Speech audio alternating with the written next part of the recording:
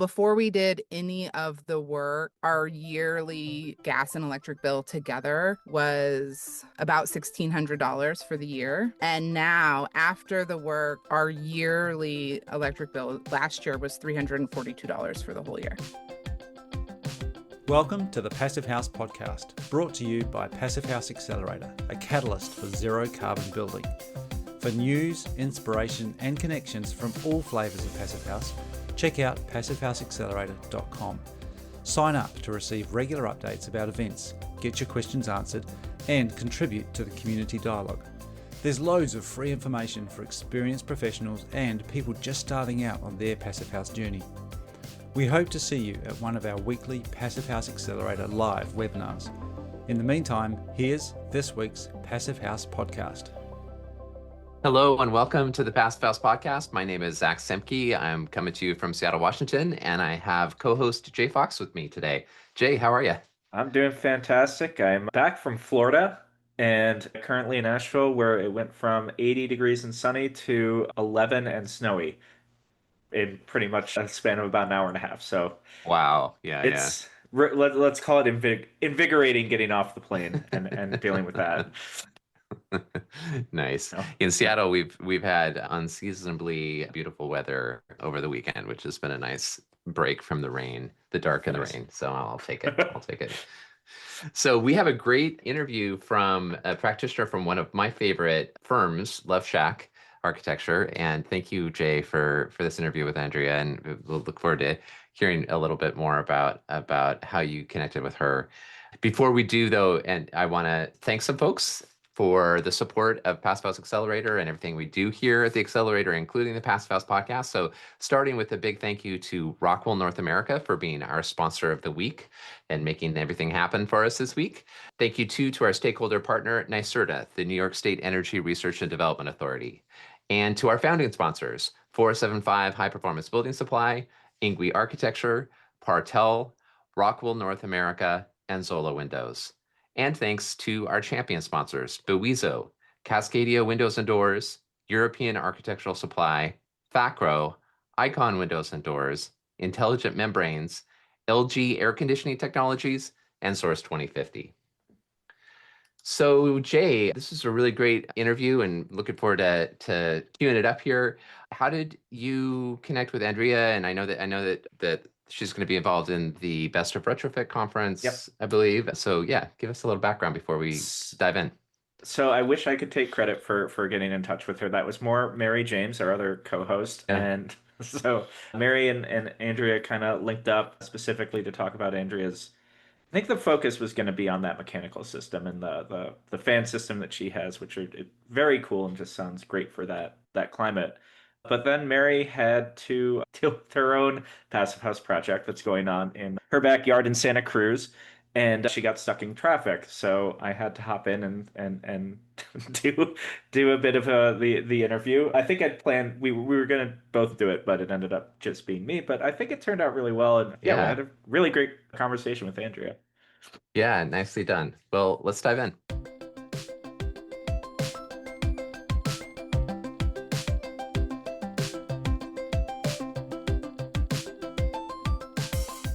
Hello, my name is Jay Fox, and welcome to the Passive House Podcast. I'm here with Andrea Michael. She is based in Bozeman, Montana, and is an architect with Love Schack. How are you doing today? I'm doing well. Thanks for having me. Oh, absolutely. Well, we're going to mostly be talking about the retrofit you've done up there, but before we get into that, I'm just kind of ask about your background. What got you into building science and into how long have you been with Love Schack? I've been with Love Schack almost 10 years. I was actually the first employee when the firm started, and I started out very minimal number of hours because I had really young children at the time. And so I've kind of grown my role as the firm has grown. And, my interest in building science really just came from an interest in wanting to build the most efficient buildings, but also, the lowest impact buildings. And it became pretty apparent that you can't do that without a firm understanding of building science, that, building buildings that are going to last is the best thing that we can do. So that's what really sparked my interest in learning more and being and understanding building science. Cool. And I guess before coming to work at Love Shack, where do you kind of cut your teeth, let's say? My first job in an architecture firm was actually in Western Massachusetts in a firm called Dietz and Company Architects in Springfield. And it was a great place to start my career because we did like civic buildings and buildings at universities. And so it was just a really good scale of projects and good scale of firm to learn in. And they have really become focused on building science and energy efficient buildings as well. When I worked there, we were we were doing that, but it was, early stages. So, but as I followed their progress, Yeah, they've grown in that regard. And then actually when we moved back to Montana, I worked for a couple different interiors firms doing some interior architecture and then came to Love Shack. very cool. I'm assuming there's a fairly good demand for, people doing retrofits and having really nice. I don't know. In my head, a lot of people go to Bozeman just as like this beautiful kind of escape. So Yeah, it is an outdoor haven. nice. Cool. Well, so with your work with Love Shack, do you do mostly new construction or retrofits, or is there, I don't know, is it a good kind of balance between the two? I think it's a pretty good balance. We definitely have done more new construction in the last few years, Mm. but we do a number of renovations, and that's my favorite thing to do because I think improving our existing building stock is so important. Yeah, absolutely. And I mean, is there a good sense of like, is there a good interest, within the folks in Bozeman? Like, is a I don't want to put a political spin on it or anything, but are there a lot of folks who are interested in kind of doing deep energy retrofits because of environmental reasons, or is it a lot of like energy independence and I kind of want to be off the grid and not deal with society? I think that does exist in Montana. Bozeman is a more sort of liberal spot in Montana. I think a lot of people don't know what an impact they can have in an existing house. So I don't feel like people are coming to us so much with wanting to improve the efficiency of their house when it comes to retrofits or renovations, as much as our new construction clients who are always coming to us because they want to build higher performing buildings. So we're doing more education, I'd say, on the renovation side of what's possible Mhm. in improving the efficiency of existing buildings. Okay, very cool. And yeah, what are when people decide to do, clients decide to do retrofits, what are some of the major pain points that they're experiencing? Is it like, are you able to get everything that you need there, or is it mostly just like cost for everybody? The challenge here is getting the materials we want to use.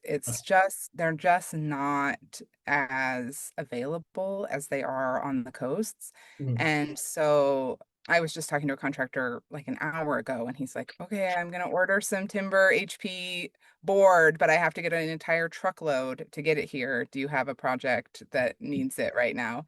So we're doing some stuff like that. When I did the renovation at my own home, one of the carpenters who helped with the project, he was going to also be doing his house. And so we ordered a truckload of insulation together. It was the only way we could get it. So that is definitely our biggest challenge. Okay. And but stuff like, I don't know, windows and doors, like triple pane kind of. Yeah, that's not an issue so much. It's the insulation that Huh. just gets us. Yeah. Okay. I've often thought, oh, should I just like rent out a warehouse and order this stuff and keep it on stock locally? I mean, it's probably, just like pay a farmer who's got like a barn that they're not using and just be like, Yeah. hold some rock wool here for the next like 7 years. Yeah, exactly. Yeah. So So that's ship our challenge. We've been bugging, Timber HP, since they sort of started long ago saying, okay, but when you ship it, are we going to be able to get it? And they're like, yeah, yeah, but it's been hard. So Okay. And like, yeah, just I guess one more, not to dwell on this too long, but like, do you work with a lot of like BC manufacturers just because they're kind of closer, maybe, or do you still tend to use folks in the US? I don't know how to answer that. I think that we're trying to use companies in the US, but Yeah, we've used Gutex and had to ship that from Europe. And that's one of the reasons that we've kind of been using a lot of panelized products because we can get it all then in one yeah. go. So but not for renovation. That's for new construction. Yeah. Okay, that makes sense. And Yeah. so I guess moving into retrofits, let's start to focus on your specific retrofit. What was kind of the impetus behind it? Like what motivated you to do your own home? Yeah, it was a number of things. One, it was the lifespan of the windows and the siding they had reached their limit, and the windows weren't functioning anymore. Like you would open them and then you would have to go outside and hoist them up to get them shut. And so that was, you know, the big reason. And then it was like, okay, if we're going to be replacing these things, like what else can we do to improve the house? So it was just 2 by 4 walls. The house was built in 1964 and it was uncomfortable inside. Yeah. It was cold and drafty, and then the furnace would kick on and it would get hot and then it would get cold again. And so, yeah, it was an aesthetic thing as well as a comfort. Okay. And did you end up doing more of a phased retrofit, or was it all in kind of one swoop? It was phased. The first thing we took on was improving the roof because we had major ice dam problems. And so that was really like there's a lot of damage being caused here. So we addressed that with adding insulation and then improving the ventilation, because we learned that even though there was continuous soffit vents on the house and there appeared to be a continuous roof vent, but then we realized that the roof vent had actually never been cut in. It was just the vent cap, Yeah. and they had never cut the plywood. So getting that piece done, my husband was up on the roof on like, I think it was like 2 days before Christmas, and there was a huge snowstorm coming, and he was up there pulling off the vent cap and cutting in the vent. And then, yeah, really getting that ventilation fixed was the main solve for that, but added insulation. And I wish we had at that point done more air sealing at the ceiling, but I wasn't. I was a little naive at that point about that. So that was the first step. Then we took on kind of the bulk of it, the windows, doors, insulation, siding, and a big effort at air sealing at that time. Okay. And then we waited about a year after that, and then we revamped the mechanical systems. Okay. And just before jumping into the mechanicals, which is where I'm always the weakest because I have no background in this type of stuff. But one thing that's come up with a couple of single family houses retrofits I've spoken with the owners of is that they needed to add like structural supports because the amount of insulation that they put on the roof actually became so heavy that it was going to be like Mm. a danger of collapse. Was that an issue for you, or was That that wasn't an issue for ours because it was just a blown in insulation in the attic. okay? So we didn't have that issue at our house. Okay, got it. And then for the roof, did you do like a metal roof, or did you? No, actually, when we bought the house, the roof got replaced at that time with asphalt shingles. We Oh, had in Bozeman in about 2009, 2010, there was a huge hailstorm that just decimated like everybody's roofs and broke windows and siding. And so it had damaged the roof of our house, but we didn't live here at that time. And we bought the house in 2012 and had when during the inspection he said this roof was damaged in that hailstorm. And so the previous owners were able to replace it with through their homeowners insurance. So no need to replace the roof when we did our retrofit. that's good. That saves like 30 or 40 grand, so that's nice. Yeah. Yes. Cool. And I guess one more question about the envelope with the windows. What manufacturer did you go with? We Uh, went with a Sierra Pacific window, and they are nice windows. I will say that I that's my biggest regret of the project, that I didn't go with a higher performing window. So oh, so are they like double pane or? they are a double pane, yeah. They do meet an Energy Star standard, and they're a big improvement over what we had. But yeah, I just am like, oh, why didn't I thought there was going to be a big jump in price, and I didn't really investigate, and I should have, because I learned after the fact that the difference in price between a double and a triple pane is not that significant. So now I'm always coaching people. Actually, my mom is having her windows replaced next week, and she was like, I'm gonna do the double pane, and I'm like, just get the price on the triple pane, and it turned out to be hardly anymore, so she went to the triple Really? pane. So anyway, now I'm always like the singing the praises of triple pane in terms of the, well, from a lot of reasons, but also because the cost really isn't a big difference. So, Wow. yeah. My sister-in-law did. She retrofitted, not even retrofitted, just got new windows, and she's in New Jersey. And it's not a huge house, and the price she paid was astronomical, like Mm, insane. And when I brought up the idea of triple pane, she's like, "You want me to spend more money?" Like, mm. absolutely not. And yeah, it's not, the jump is so minuscule, but like the initial, whatever you're paying for windows is just going to be a lot. So, Yeah, yeah. So I was lucky to that Sierra Pacific did give us a discount on our windows, and because of my role as an architect. So that even more so, I was like, oh, I should have gone to the triple pane. One thing we did that was really great is we live on a kind of a busy road, and there was a lot of road noise. And he coached us on doing two different thicknesses of glass. Each pane is a different thickness. And what that does is it blocks different frequencies of sound. yeah, So it helps to reduce sound even more. So that was a win. that's cool. And yeah, for like, did you notice like with the extra air sealing and probably insulation, did that also help with the sound issue? Yeah. Oh, it's so much quieter in our house now. The only thing that we get a little road noise through, we have the Lunos ERVs through all ERVs, and Mm. there's a little bit of road noise that comes through those. And so I've actually been thinking about getting, we put the sound reducing covers on the outside, and they also have a sound reducing cover on the inside. So I've thought about doing that just in the bedrooms where it's a little bit more problematic at night. Retrofitting the wall assembly and everything, what kind of like insulation did you use? And if you know off the top of your head, like what R value did you bump it up to? Yeah, so we used 3 inches of mineral wool. We went with the denser, the 110 board, and that was only because the other contractor who I was sharing the truckload with wanted to get that denser board. It didn't improve the R value. And the original walls were 2x4 with just, I think, probably an R11 bat. And then the new mineral wool was about an R12. So we doubled the R value of the wall. I think we got it at an R23. Okay. And like you did a cladding system on the outside, like what?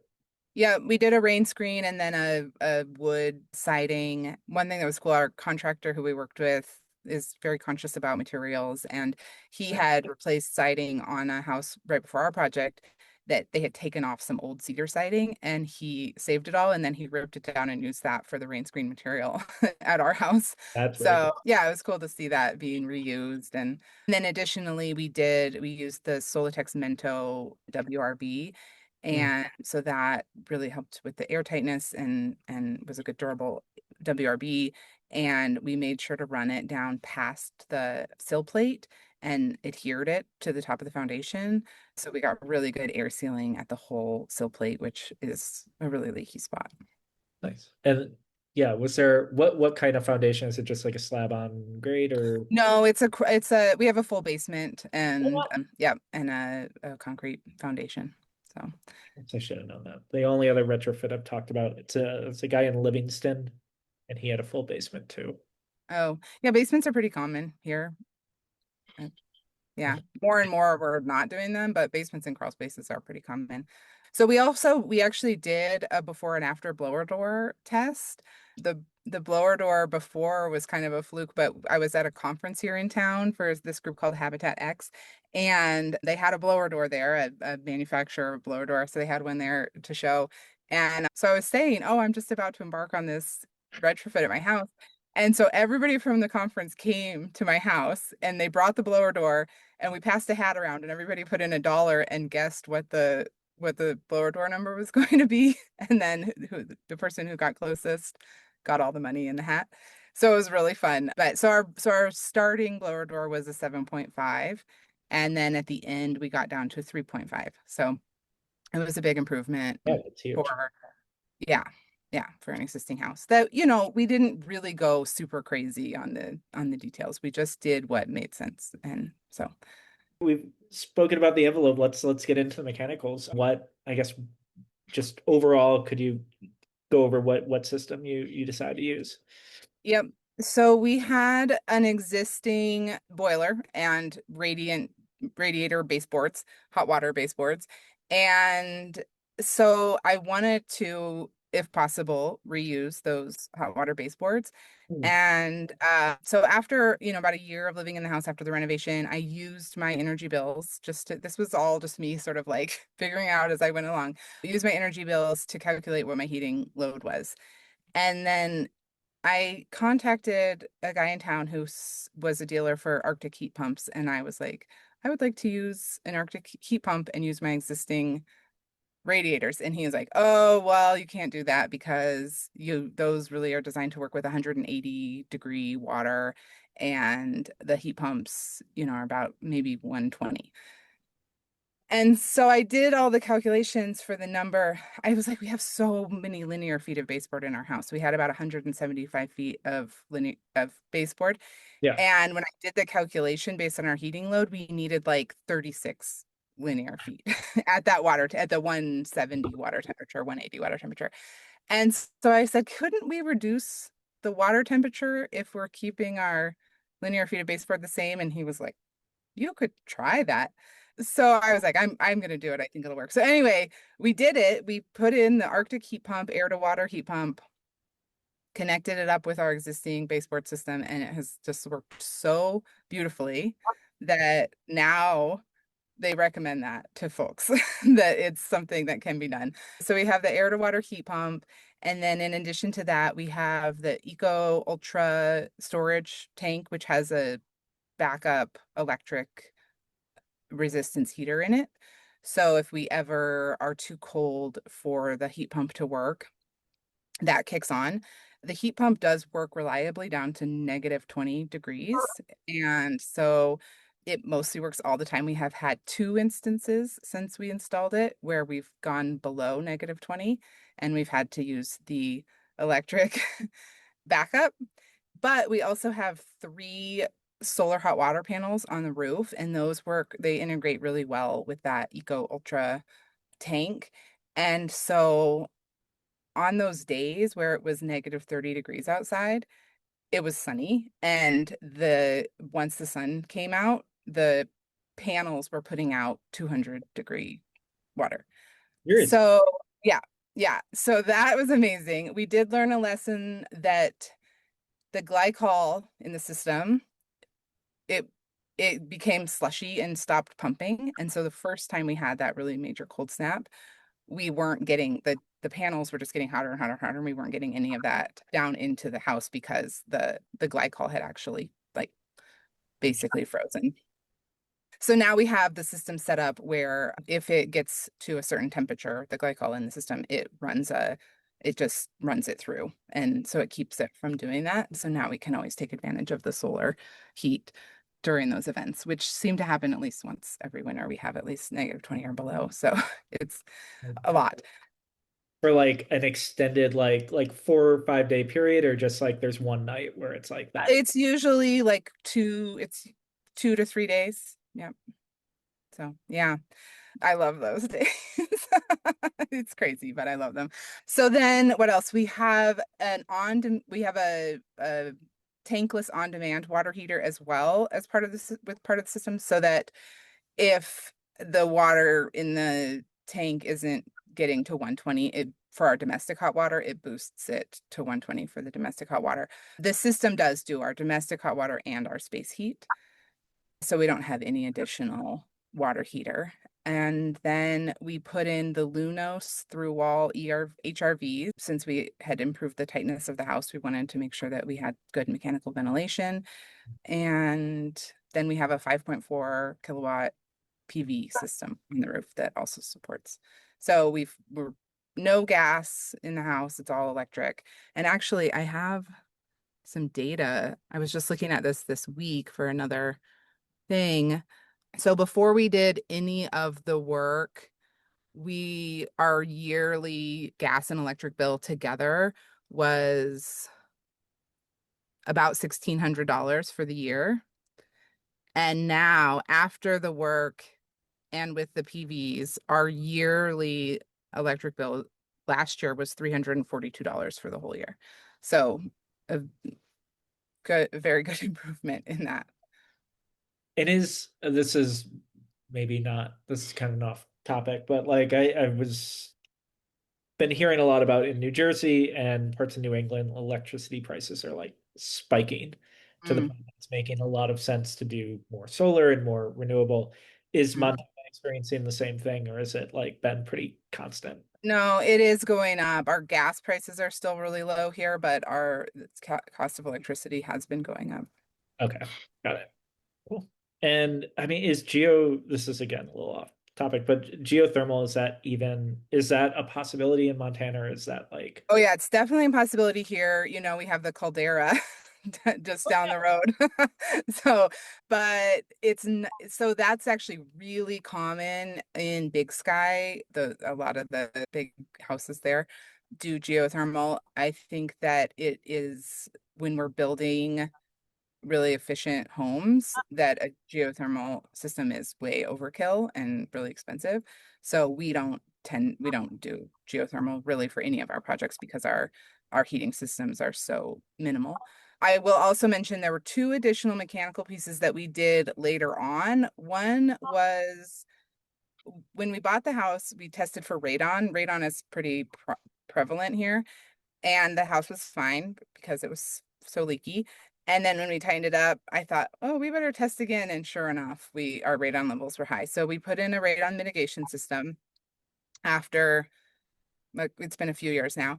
And then last summer, or the summer before last, we decided to install a whole house fan for cooling in the summer because our summers are getting hotter, but we still do have really nice, cool nighttime, like every night in the summer because it's so dry here.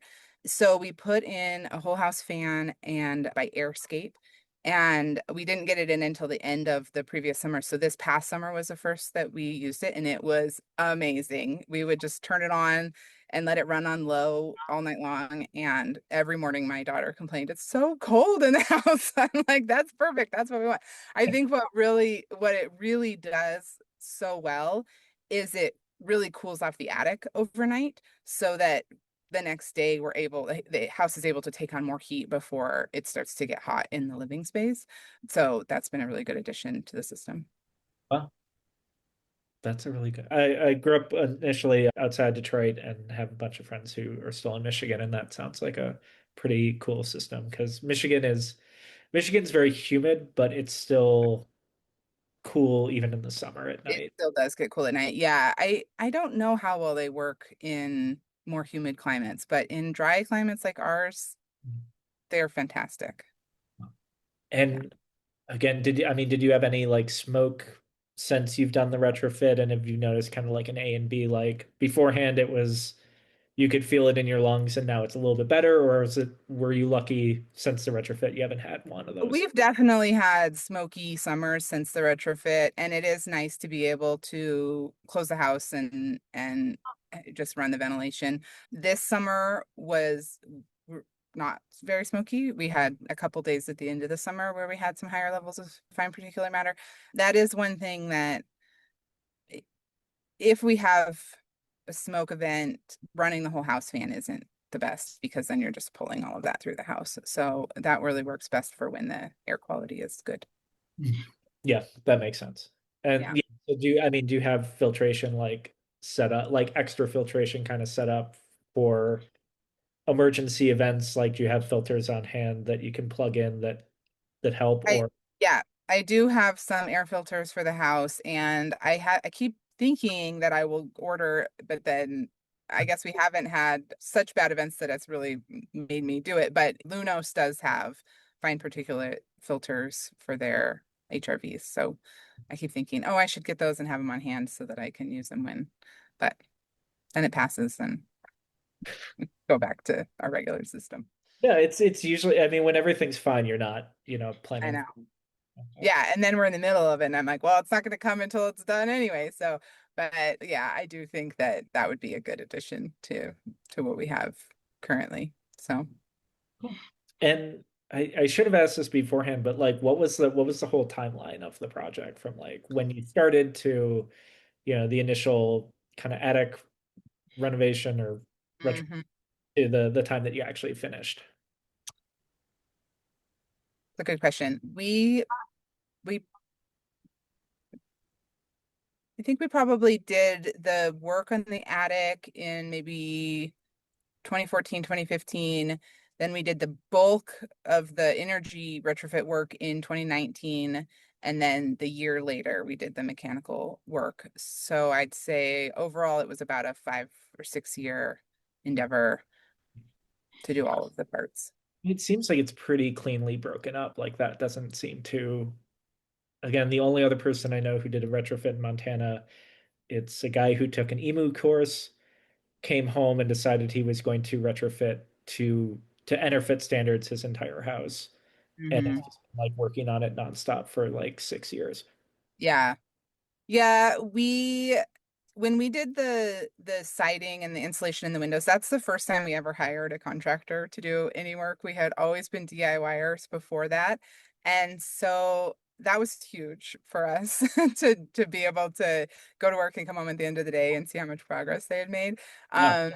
And then we lived in our house the whole time. We never had to leave. So that was also really great that they would come and they would get, when they did the windows, they would get one out and get one in, and they didn't take on more than they could get completed in a day.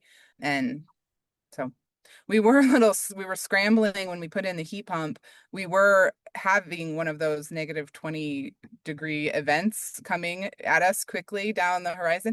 And so we were frantically working to get that done. And we did have somebody help us with that as well.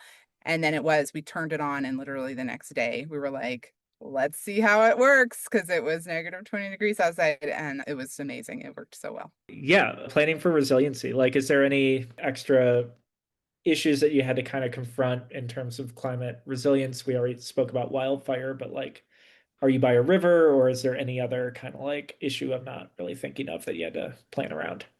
Not really for our house. I mean, certainly like we're getting these more extreme colds, and then just generally hotter in the summer. I think that one thing I've learned is that we use mineral wool for the exterior insulation. And if I were doing it today, I probably would, if I could get my hands on it, use wood fiber, because I think that it is better at keeping the house cooler in the summer, that the mineral wool can kind of like soak up that heat during the day and then radiate it into the house, which, is fine when you want the heat, but not so much in the summer. But no other major resiliency considerations for our house. Okay. And like, did you do any like additional kind of, I don't know, extending like an eave or something to kind of optimize solar heat gains to put it in the dorkiest possible way? Um, Yeah.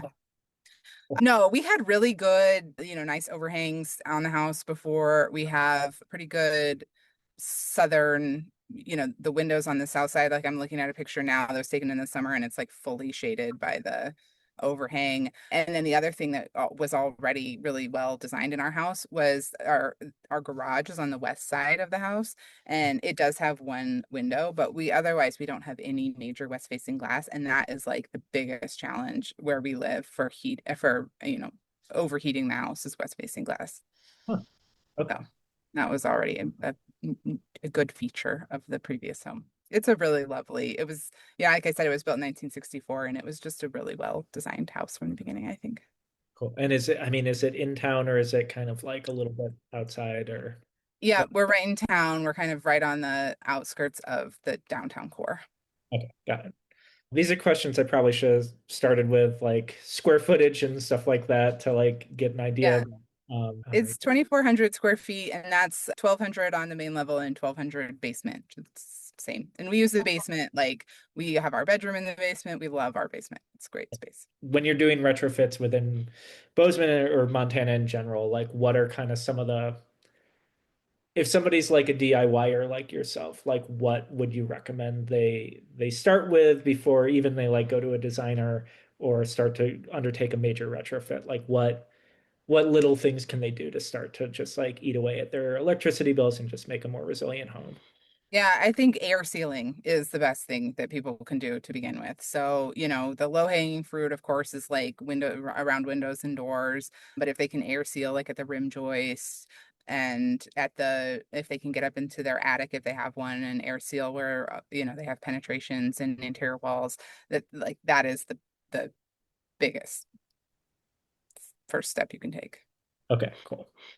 And just in terms of your own experience, like what what would you have done differently? What would you keep? What would you like absolutely, absolutely never do again? Like what this seems like a Uh, long learning process. So I'm guessing this. Yeah, totally. It's been a great learning process. I wish before we had blown in all the extra insulation in the attic that we had gotten up there and really done a really good air sealing effort up there.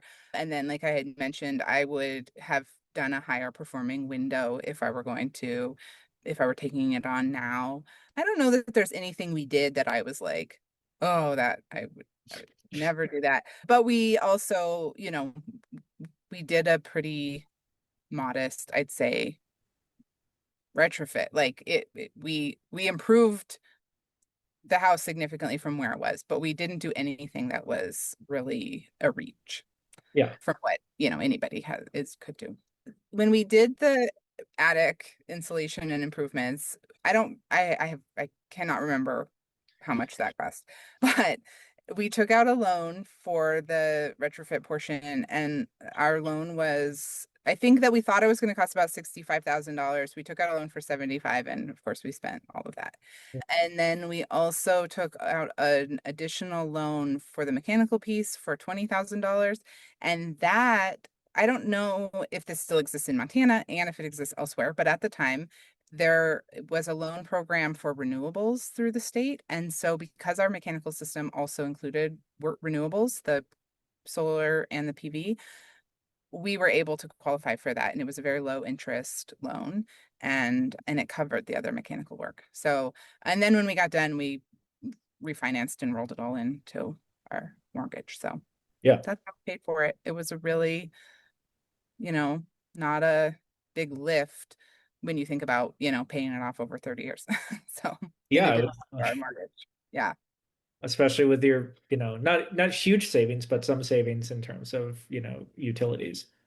So that helped. Yeah. Yeah. I mean, we are saving about $1,300 a year in utilities, and yeah, having that, I love it when for like 9 months a year, we don't have a bill. We pay $4.20 a month for the service. So that's it. And yeah, and then 3 months a year we get an electric bill. So It's lucky. I could use that. yeah, it's good. So yeah.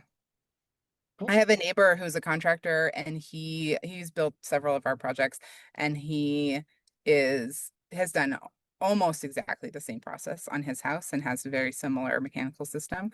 And so it's awesome to have him just down the road and be able to compare things. And like that 2 winters ago when we had a really cold, I think it was, it was -30 or below. One day I came walking through my basement, and I thought, what's that noise? And he was just there in my mechanical room, and he was like, I'm just checking things out, make sure everything's good. I was like, oh, I love having a neighbor like you. So he's the one who really encouraged us to put in the fan, the whole house fan. And I had one day, it was pretty hot out, and we went down. He's like, come to my house. And so we went over, and I walked in, and it felt like he had air conditioning on, and he didn't. It was just, he had just been able to cool his house so much overnight. And he did another really smart thing, which is that he just ducted cold air from his basement up to his Yeah. main level with an inline fan. And so just having that air circulation from the basement to the main level was helping to regulate everything. So It's a really easy fix. Like, yeah. totally. Yeah, I've thought about doing that. Our daughter's room is the one room that gets a little bit warmer than the rest of the house, just from where it's situated, and because she likes to keep her door closed. So I've thought about doing that for her room, ducting from the basement, but we haven't done it yet. This year I didn't feel like we needed to. So Yeah. yeah, Well, she was the one complaining that it was too cold in the house in the summer. well, and then she'll complain it's too hot. Just Yeah. I mean, would you like again, this is not a like a it just would you do the same sequence again? Like that seemed like it worked really well Yeah, for you. And totally. okay.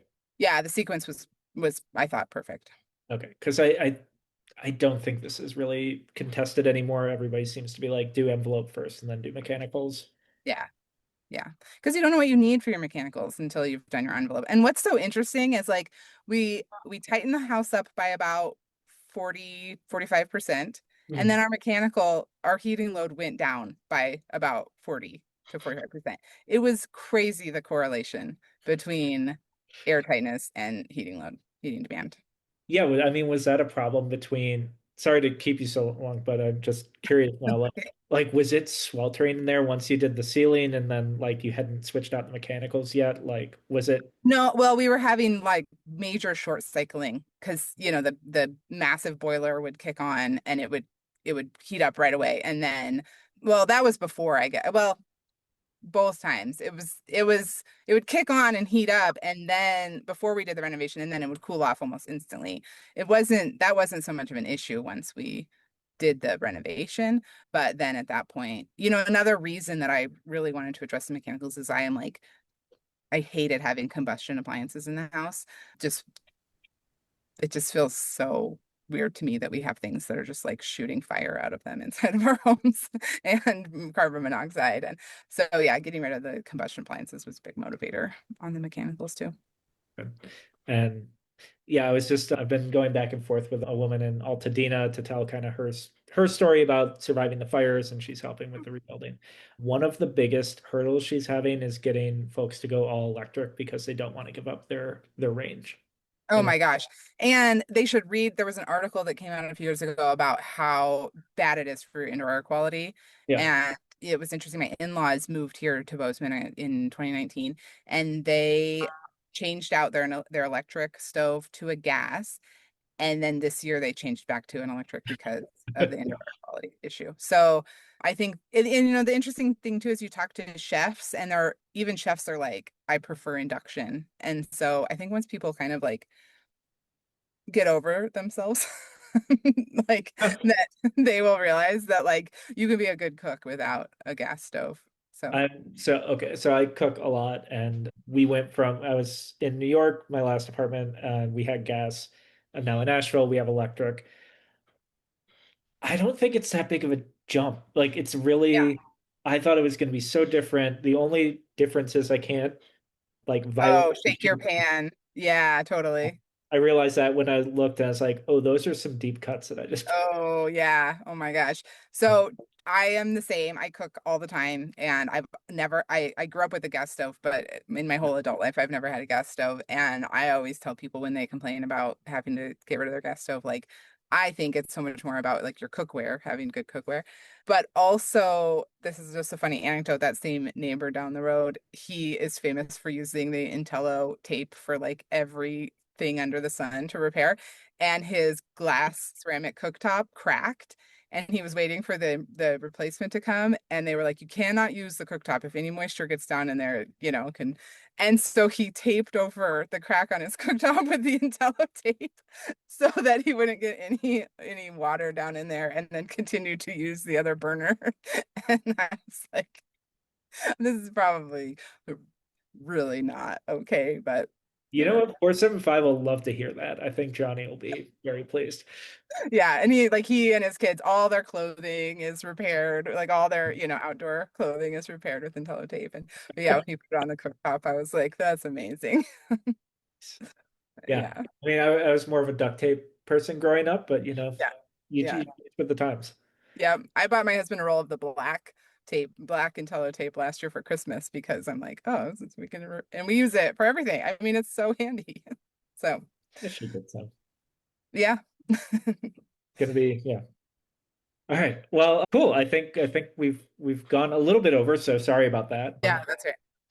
But yeah, this was a great conversation. Thank you so much for taking the time to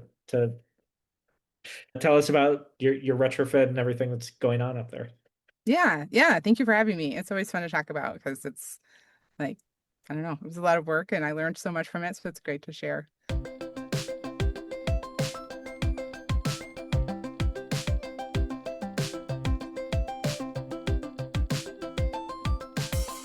Okay, so that was Jay's conversation with Andrea Michael of Love Schack. She's an architect there. Really great, Jay. What would you call out as a highlight for you? I think the highlight is, we speak with a lot architects who work on someone else's house and do a retrofit. This was Andrea's own house, and I think that was just really cool. And just to hear about her, like, as a designer and as someone who's actually going through the process of living in this house that's being redone, that was pretty unique. And I think it was really cool how she didn't have to kind of hide numbers or talk about any. She didn't have to cover anything up. So Yeah, it was everything, very she's open very book. honest. Yeah. Yeah. And yeah, I thought that was really great. Again, that fan system I brought up earlier, like that sounds like such a cool low, I don't want to say low tech, but like not doesn't use a lot of energy. And if you get, you're in an area, say you're up in the mountains where it gets cool at night, or if you're, in Montana, that could be a really great way to just use night flushing and natural ventilation during the summers and keep your house cool. So that's the first time I've heard of someone having one of those with a single family house. So that was great. Yeah, yeah, really great to take advantage of that in those areas where that's something you can do. Yeah. For sure. I was really impressed by the air to water heat pump solution Mm. and taking advantage of the existing infrastructure in her house to make that happen. I think that that's like, when that can happen in a retrofit, then it's more economical. It has lower impact in terms of upfront carbon Yeah. for the retrofit in the first place. So that sort of sticking to her guns and looking at the data and realizing, hey, we have all this linear feet of the system. It's going to work at a lower temperature. And now seeing that Yeah. is now being kind of applied as a best practice, it was really great. That was a Yeah. really cool success story, I thought. That's definitely vindicating to have them be like, no, I don't think you can do that. And then they come back and like, actually, you were 100% right. Yeah, absolutely. And really, it seemed like a really creative system with the air to water heat pump, the backup storage tank, the solar hot water panels, the tankless backup for the domestic hot water, and all getting all that integrated. And then because it was integrated, being able to take advantage of the low interest loan to make it all happen too. Yeah.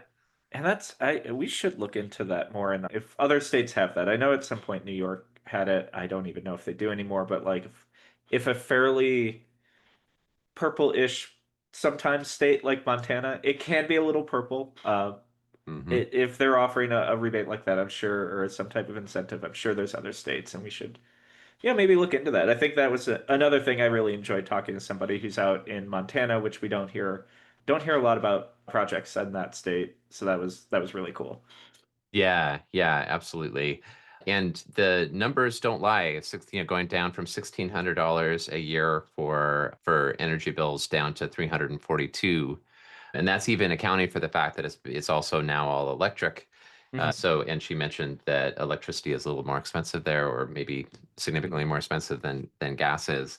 Yeah. That's a really big impact that they've made with their own house, and it clearly more comfortable. And you discussed the what happens at smoke events. A healthier space as well. Super cool. And I really appreciated, and you mentioned, and you alluded to this, the willingness to just share the numbers and the Yes. budget. And like, it's not as if these are super cheap, but when you are looking at a house where you're financing the improvements over the course of a 30-year mortgage, certainly better to invest in your house than be sending those dollars to the utility company instead over Yeah. those 30 years. I love that point. I couldn't agree more. And yeah, I thought that again, I think it was a ballpark around $100,000, which is not cheap, but it's manageable for a lot of people, and I think it's more within range than folks would think. Right. Obviously, she probably got a little bit off because she was doing the work herself. Like she said that she did a lot of DIY. I also like hearing that Intello is the new duct tape for fixing everything in Yeah, no, her it's neighbor's house. definitely. It's Um, like, yeah, yeah, I was uh, definitely thinking of some of my Gore-Tex rips that could yeah. use some help. And if you ever, yeah, if you know the band Leftover Salmon, they used to do duct tape I, suits. I do know Yeah. the band Leftover Salmon. This is one of Yes. your few band references that I actually know. I saw Yes. them Got it. play in Portland. Yeah. I did not get to see, I've never seen them play, but a friend of Yeah. mine went and they used to come out in like literally duct tape suits. And I think if they did tello suit, they probably, it might be a little too airtight and not breathe well Oh enough, no, and they Sean. might. No, Sean. You got to see. You haven't seen it. Sean Saint Amour has an Intello suit.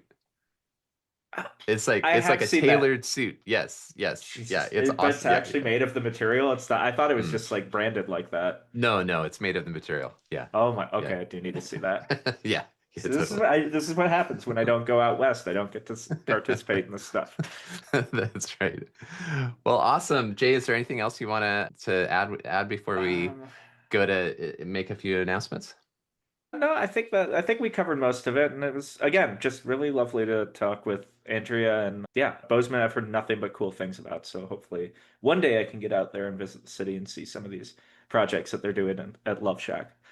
Yeah, absolutely. And really exciting to have both Lindsay Shack and Mhm. Andrea Michael from Love Shack presenting as part of the Best of Retrofit conference that we're hosting. So Reimagine Buildings Best of Retrofit is on December 5th. And I'll say a little bit more about that in the announcements here. So Yeah.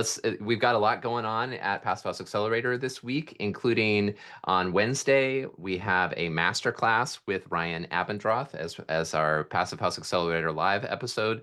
Ryan Build Zero Consulting is a powerhouse of passive house consulting and building science guidance and advice and consulting. He is presenting ventilation flow impacts on equipment and building performance on Wednesday. And then on Thursday, we are joined by our sponsor of the week, Rockwool, for a special component spotlight. And it is Wildland Urban Interface, or WUI. So Wildland Urban Interface Fires in Canada and the US and applicable solutions. So we'll be looking Wow. at how Rockwool is being applied to make buildings more fire resilient and to protect residents from and occupants from the increasing instances of fires in the WUI. Wow. And then on Friday, we are joined again by Ryan Abendroth. So on Wednesday, he appears at Passive House Accelerator Live. And then on Friday, he will appear within the Reimagine Buildings Collective for a special Ask Me Anything session, where members of the collective will be able to go deep with Ryan on questions about ventilation and more broadly, passive house certification and consulting and practice and building science. So this is a great opportunity to get your burning questions answered about your projects or, and then learn from others who are bringing theirs. So if you're not yet a member of the Reimagine Buildings Collective, we encourage you to become one so that you can tap opportunities like this and make sure that you're not making any mistakes that you could be avoiding by learning from experts and residents like Ryan Abendroth. And then I mentioned the Best of Retrofit conference on December 5th. That is happening. It'll be 4 hours of real projects and proven strategies you can use for retrofitting. So at all scales of buildings. So we'll be looking at single family buildings and large buildings as well.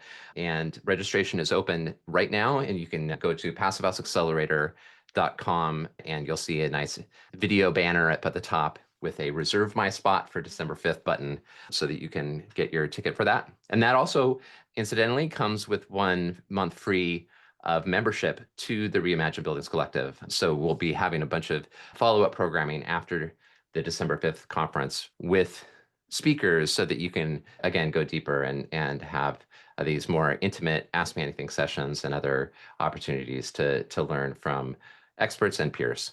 So lots of Very great cool. stuff coming up. Yeah, I would say, and I'm very excited about that. The WUI component spotlight. That's like the companion piece to the Cascadia one that was a month ago or so, maybe 6 weeks. Right. Yeah, But that was a really entertaining one too. So this will be very cool. Yeah, it's going to be a good one. So I think that's it. Thanks so much, Jay. Really great interview. We appreciate it. And thanks everyone for tuning in and listening to the Passive House podcast. We'll see you next week.